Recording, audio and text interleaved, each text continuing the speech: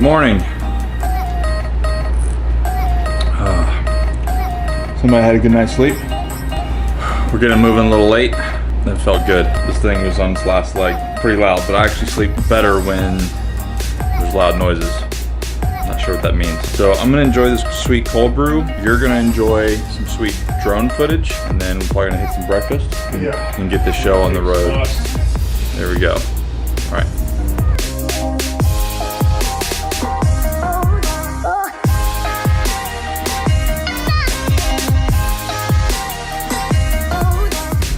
Morning routine done. We worked it out with the cold brew. Still need to get some coffee, a coffee pot. Josh is getting hangry, so I'm gonna spin you guys and we're gonna get to the breakfast buffet at the hotel.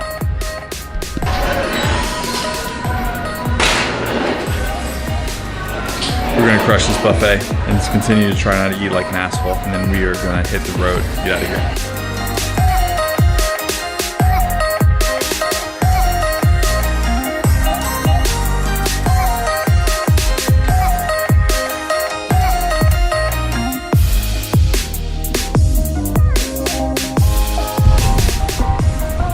That was actually delicious. Muy bueno. We've got some ducks happening now. Little baby ducks. Spin you guys around. Just grab one.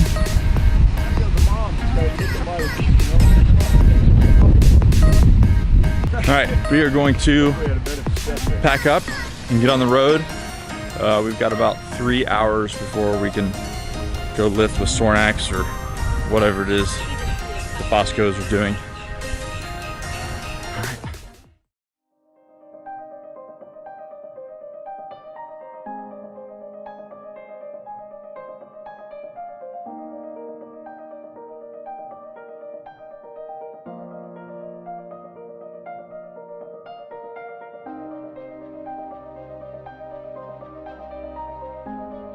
So, Nate's going back to college.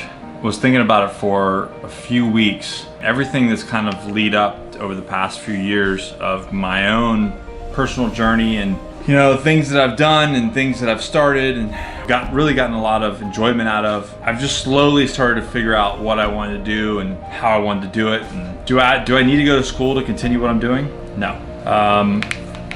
Not to offend anybody out there that's just like beating the books down and going out there and crushing degrees, but I don't believe that you have to go to school to be successful, or you have to go to school to make it in the world.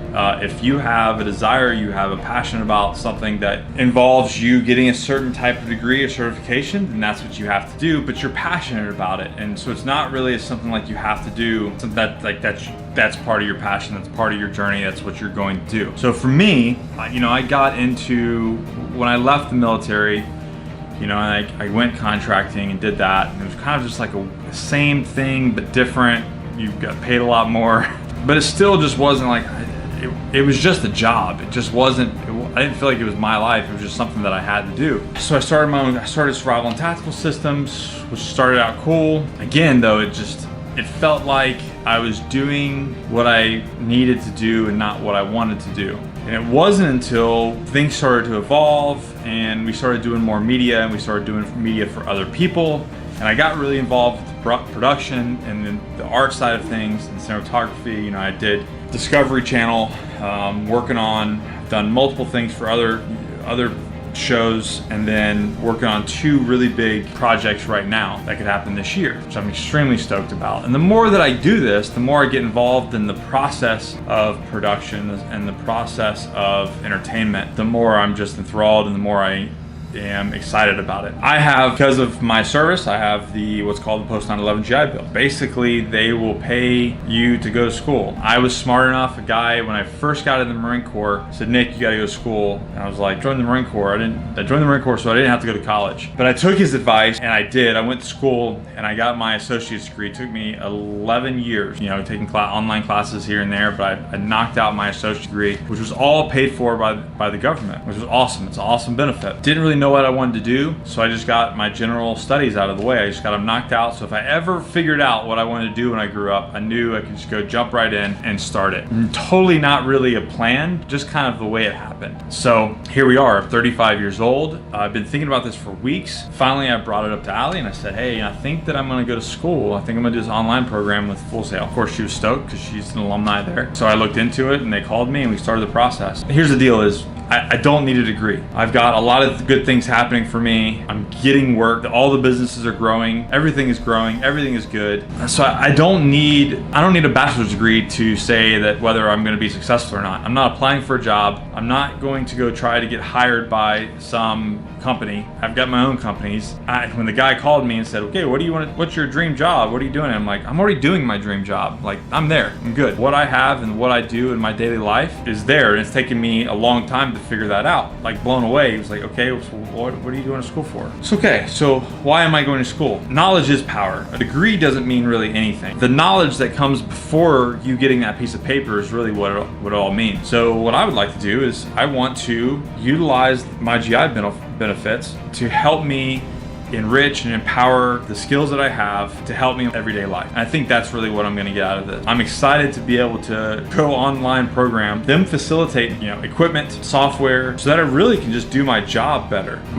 Basically my work is my school and my school is my work. So that's it. I think the moral of the story is figure out your passion and go for that. Figure out what drives you. Here's a good thing. I was torn, it's another learning lesson. I was torn between a graphic design program and the digital cinematography.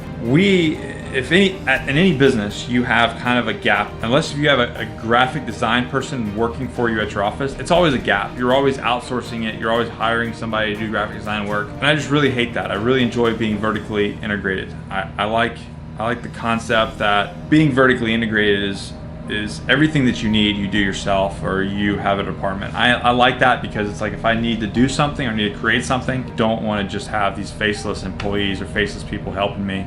I really enjoy having a really good team. I really enjoy having employees. It feels like a family. I don't think I could ever get to where I had just a bunch of people all over the place that I didn't know or engage with. Because I actually truly care about the people that I work with. They're worth so much more than the money they make. But anyways, so vertically integrated. So I wanted to be vertically integrated. So I'm like, well, I'm gonna spend this money to do a graphic design degree, and that way I'll be able to do all the stuff that we don't know how to do, or we can't do, or we outsource, we pay somebody to do. And then basically was told if I called myself and said, hey, these are my options. Graphic design, this is what you need.